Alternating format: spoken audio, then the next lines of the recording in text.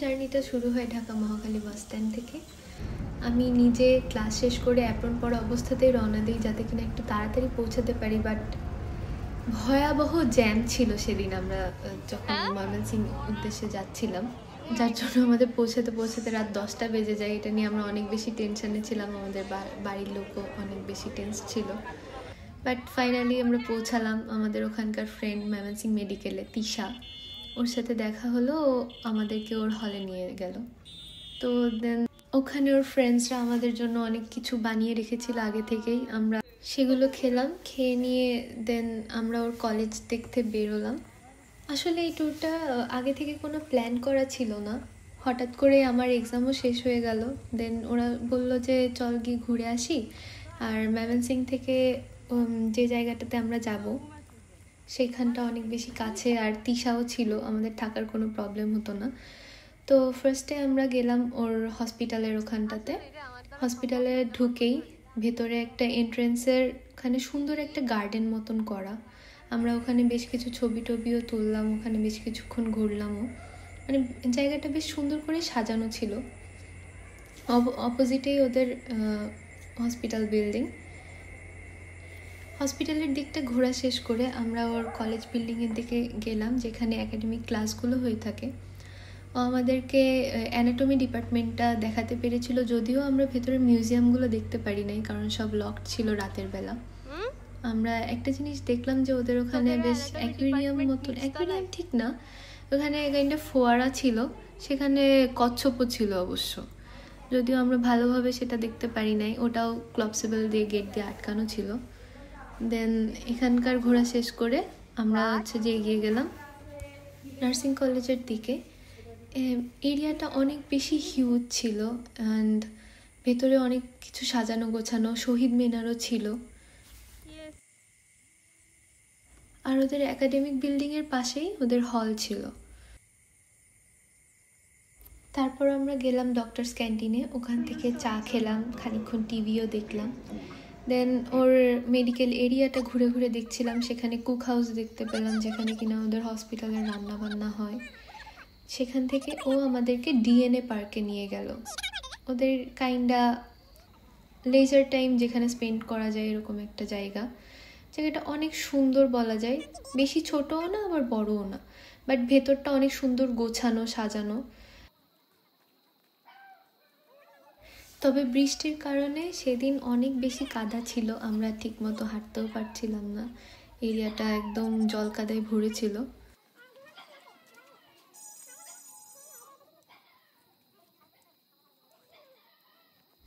ময়মনসিংহ মেডিকেলের বলতে গেলে এই জায়গাটাই সবচেয়ে বেশি আমাদের সবার পছন্দ হয়। সারাদিন এত জার্নির পরে আমরা অনেক বেশি টায়ার্ড ছিলাম, বাট এখানে বসে টাইম স্পেন্ড করার পর আমরা অনেক বেশি রিল্যাক্সড ফিল করছিলাম। আমরা ওখানে টুকটাক গান টানও করলাম।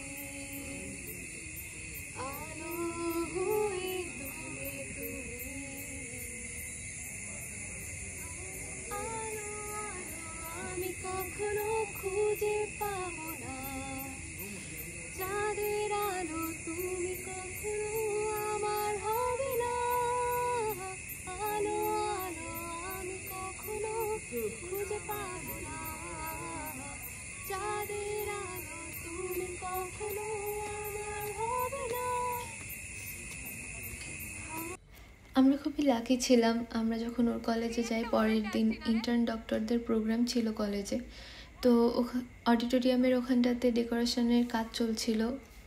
আমরা ওখানে গিয়ে বেশ কিছু ছবি টবি তুলি, ইভেন প্ল্যানও করি যে পরের দিন প্রোগ্রামে অ্যাটেন্ড করব, বাট সেটা আর করতে পারিনি যেহেতু আমরা সারাদিন ঘোরার পর অনেক বেশি টায়ার্ড হয়ে গেছিলাম। দেন ওখান থেকে আমরা আবার হলে ব্যাক করি, অ্যাজ আমাদেরকে ভোর 5:50 ট্রেন ধরতে হতো। যদিও আমরা টাইম মতো উঠতে পারিনি, আমাদের অনেক লেট হয়ে গেছিলো। কোনোভাবে আমরা একটা অটো নিয়ে পৌঁছাই স্টেশনে পৌঁছেই দেখি ট্রেন দাঁড়িয়ে আছে। আমরা জাস্ট দৌড়ে দৌড়ে ট্রেনের লাস্ট মোমেন্টে উঠছি। তো আমরা ট্রেনে বেশ কিছু গেমসও খেললাম, নিজেদের মধ্যে আড্ডা দিচ্ছিলাম, তারপর বাইরের কিছু ভিউ এনজয় করছিলাম।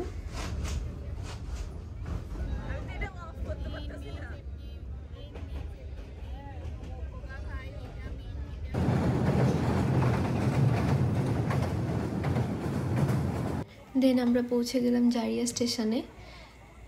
তারপর ট্রেন থেকে নেমে আমরা টুকটাক খাওয়া দাওয়া করলাম, তারপর একটা অটো নিয়ে দুর্গাপুরের উদ্দেশ্যে রওনা দিলাম।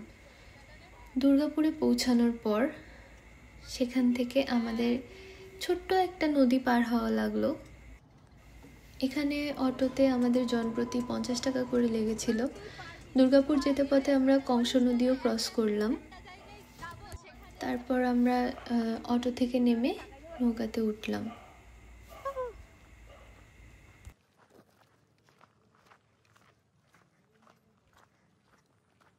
নৌকা পারাপারে আমাদের 20 টাকা করে লেগেছিল।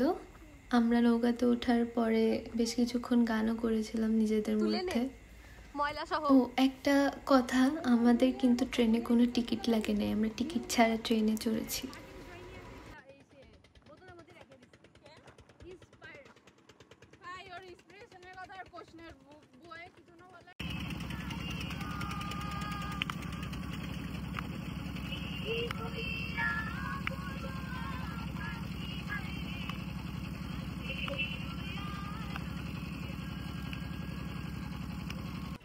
এরপরে আমরা রিজার্ভে একটি অটো ঠিক করে নিই। মামার সাথে আমাদের কথা হয়েছিল, তিনি আমাদেরকে চীনামাটির পাহাড়, গারো পাহাড়, কমলা পাহাড় এবং 0 পয়েন্ট ঘুরিয়ে দেখাবেন। তো ফার্স্টে আমরা চলে গেলাম চীনামাটির পাহাড়ে। সেখানে যেতে আমাদের আধা ঘন্টা মতন সময় লাগে। এটাকে সাদামাটির পাহাড়ও বলে থাকে লোকালয়ে। জায়গাটা অনেক সুন্দর। ইভেন পাহাড়ে আমরা যখন উঠি অনেক বেশি উঁচু না হলেও বেশ ভালো, ছোট পাহাড় টিলা যেগুলো বলে সেরকম বলা যায়। এই জায়গাটাতে আমরা বেশ কিছু সময়ই ছিলাম। ফার্স্টে ইন্ট্রোতে যে ভিডিওটা ছিল সেটাও এখান থেকেই শ্যুট করা।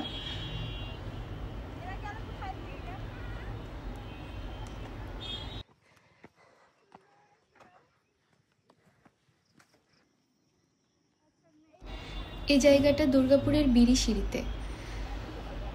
যদিও সেদিন অনেক বেশি গরম ছিল, কিন্তু এত সুন্দর ঠান্ডা হাওয়া বইছিল যে আমাদের কোনো ক্লান্তি ফিলিংসই আসে নাই। আমরা ওখানে বেশ কিছু ছবিও তুলি। দেন আমরা আমাদের নেক্সট স্পটের জন্য রওনা দিই।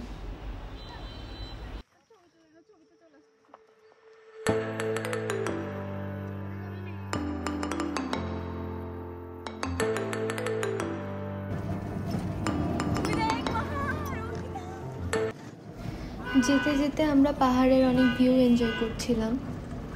রাস্তা বেশ ভাঙাই ছিল, তবে খুব বেশি সমস্যা হয় নাই আমাদের। তারপরে মাঝ রাস্তায় আমরা এক জায়গায় একটু দাঁড়িয়েছিলাম, সেখানে একটা স্মৃতিসৌধ মতো করা ছিল।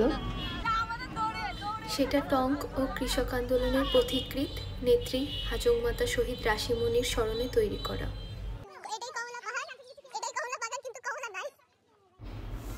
এরপর আমরা গেলাম কমলা পাহাড়ে। যদিও আমাদের ওখানে কোনো কমলার সন্ধান মেলে নাই। তো এই পাহাড়টা বেশ উঁচু ছিল, আমাদের উঠতে অনেক কষ্টও হয়েছিল, বেশ সময় লাগে আমাদের উঠতে। আমরা রেস্ট নিয়েই উঠছিলাম। তবে সেদিন যদি এত সুন্দর হাওয়া না থাকতো তো আমাদের অনেক বেশি কষ্ট হয়ে যেত। তো ফাইনালি আমরা পৌঁছালাম সেখানকার ওয়াচ টাওয়ার পর্যন্ত। পাহাড়ের ওয়াচ টাওয়ারে গিয়ে আমরা খুব সুন্দর একটা ভিউ পাচ্ছিলাম চারিদিকের। যদিও দূরে যে পাহাড়গুলো দেখা যাচ্ছিল ওগুলো বাংলাদেশের মধ্যে না, ওগুলো ইন্ডিয়াতে। এখানে ঘোরাঘুরি শেষ করে আমরা একটা ভিন্ন জায়গায় গেলাম যেখানে আমাদের যাওয়ার কথা ছিল না, আদিবাসীদের আবাসস্থল। সেখানে মামা আমাদেরকে নিয়ে গিয়েছিলেন, তার ওখানে কয়েকজন পরিচিত ছিলেন। এজন্য তিনি ওখানে আমাদের নিয়ে যেতে পেরেছিলেন। এই জায়গাটাতে আমরা বেশি ছবিও তুলিনি বা শ্যুটও করিনি, কারণ তাদের প্রাইভেসি একটা ফ্যাক্ট। এখানে গিয়ে বুঝতে পারলাম যে তাদের জীবন আসলেই অনেক বেশি কষ্টের, কারণ একটা স্বাভাবিক কাজের জন্য তাদের অনেকটা উঁচু জায়গা থেকে নেমে যেতে হয়। আবার তাদেরকে আমরা দেখেছিলাম যে অনেক ভারী ভারী জিনিস নিয়ে উঠতে। গারোরা যেহেতু মাতৃ সম্প্রদায়ের অন্তর্ভুক্ত, এখানে মেয়েরাই বেশি কাজ করে, বাইরে ঘরে সব জায়গাতেই। ছেলেরা ঘর সামলে থাকে, এটা আমরা দেখেছিলাম। তারপর মামা আমাদেরকে চা খাওয়ালেন ওখানে আদিবাসীদের একটা দোকান থেকেই। চাটাও বেশ মজা ছিল। তারপর ওখানে আমরা টুকটাক ঘুরে চলে গেলাম নেক্সট স্পটে।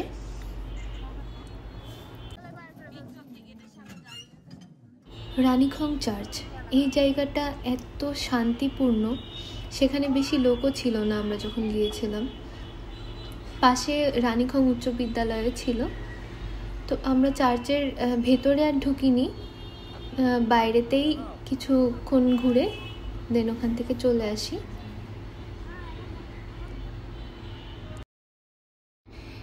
এরপরে চলে গেলাম জিরো পয়েন্টে দেখার মতন তেমন কিছু ছিল না।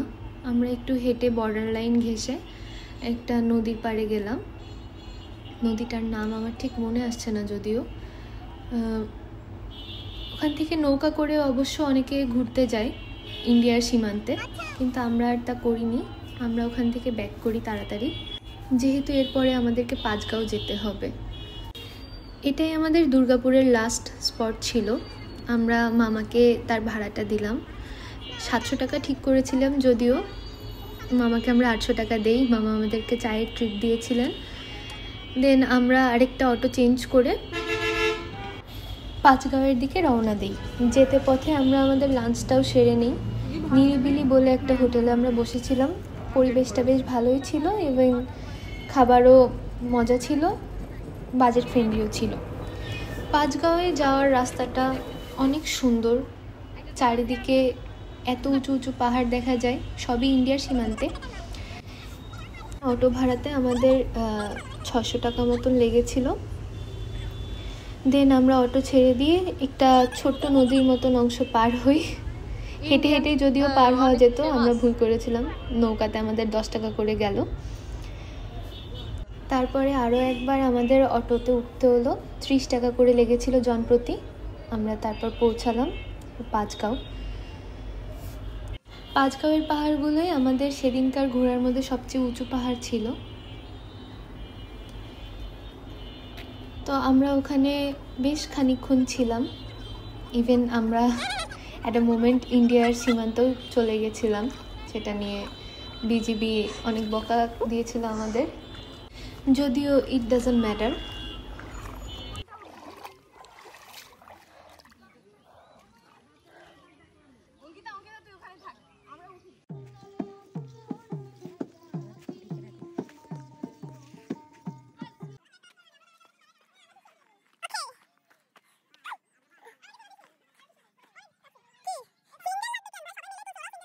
আচ্ছা কি বলবো, আচ্ছা আমরা এখন ভারতে, এই আমরা এখন মিজোরামে, সরি মেঘালয়।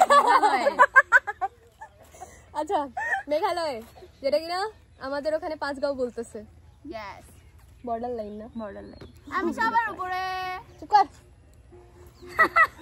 सबर हे अंकिता की दोस्त है और यहाँ पे वीडियो बने वीडियो ना पारी बोल पार्टी हो रही है। ये हम हैं, This is our first video. Hey guys, এই যে আমরা এখানে পুরো অ্যাডভেঞ্চারাস একটা ফিলিং পাইতেছি। লাভাতে আসছি, সামনে বিজিবি দাঁড়ায়, আমরা এখানে ভিডিও বানাইতেছি।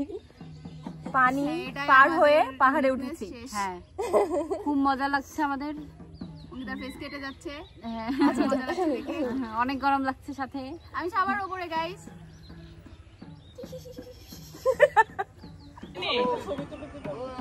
তারপর আমাদের ঘোরাঘুরি মোটামুটি শেষ। আমরা আবার অটো ঠিক করি নেত্রকোনার জন্য। বেসিক্যালি আমাদের প্ল্যান ছিল ট্রেনে করে ফেরার, কিন্তু আনফর্চুনেটলি ট্রেন অ্যাভেলেবেল ছিল না। আমরা বাসে করে ময়মনসিংহ ব্যাক করি, 120 টাকা করে টিকিট। সিনহা এক্সপেরিয়েন্স শেয়ার কর। এক্সপিরিয়েন্স খুবই ভালো ছিল, বাসে এখন যেতে পেরে খুবই খারাপ লাগছে। আমরা অটোতে যেতে পারলে ভালো হতো, কিন্তু দিনটা অনেক ভালো গেছে। এখন অনেক ক্ষুধা লাগছে, খাবো। ওকে, এবার তুই। অঙ্কিতা সবসময় বলে অনেক আগে আগে সবকিছু করা যায়, কিন্তু লাস্ট মোমেন্টে যে এখন সবকিছু করা যায়, আজকে সেটা শিক্ষা পেয়েছে। লাস্ট মিনিটে ট্রেনে উঠেছে, লাস্ট মিনিটে দৌড়াতে দৌড়াতে বাসে উঠেছে। এটা ট্রু, আমরা সব লাস্ট মিনিটে উঠছি আজকে। মিনিটেও আল্লাহ কপালে রাখলে হতে পারে, এটাই আমার দুনিয়ায় সবই লাস্ট মিনিটে। হ্যাঁ, আমারও তুই শেয়ার কর, কি করবে আগে? অস্থির ছিল ভাই, অস্থির। নতুন নতুন এক্সপিরিয়েন্স হলো, উল্টা অবাক করলাম। দৌড়ায় তো কিছু না, দৌড়ায় বাসে ট্রেনে ওঠা বেশি ছিল। ফাহমিদা? ও লাইফে এত আমি অন্য চড়ি নাই, ভালো ছিল। হ্যাঁ, নতুন মানুষ, নতুন জায়গা, নতুন এক্সপিরিয়েন্স, সবই ভালো ছিল। সব মিলিয়ে আমাদের শেষে যারা 6 ঘন্টা জার্নি করে এসেছে তাদের প্রতি অনেক সব মিলিয়ে tour perfect. Yes, and perfect এন্ডিংও হতে যাচ্ছে আশা করি। হ্যাঁ, পারফেক্ট। আমরা ময়মনসিংহ শহরে পৌঁছাই তখন সন্ধ্যা 6:30 7টা মতন বাজে। তারপরে আমরা তিশার হলে আবার ব্যাক করি, ওখানে বেশ কিছুক্ষণ রেস্ট নেই। যদিও আমাদের ওই দিন প্রোগ্রাম অ্যাটেন্ড করার কথা ছিল, বাট আমাদের কারো আর এনার্জি ছিল না যে আমরা যাব। তারপর আমরা রাতের খাওয়া দাওয়াটা সেরে নিই। সেদিন রাতে আমি আর ঘুমাইনি, যেহেতু পরের দিন আমার আইটেম ছিল কলেজে। সারা রাত পড়লাম। তারপর ভোর 4:30টার বাসে উঠে আমরা রওনা দিই। ঢাকাতে পৌঁছাই 7টা নাগাদ। 8টা থেকে আবার কলেজ অ্যাটেন্ড করি। এভাবেই আমাদের ট্যুর শেষ হয়। আমাদের নেত্রকোনার ডে ট্রিপে খাবার দাবার সব কিছু মিলিয়ে জনপ্রতি 800 মতো খরচ হয়। এই ভিডিওটা আমার করা ফার্স্ট ব্লগিং।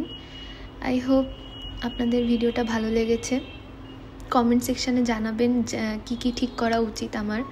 আমি আসলেই কিছুই জানি না এসব বিষয়ে, সবে সবে শুরু করছি। Thank you for watching this video.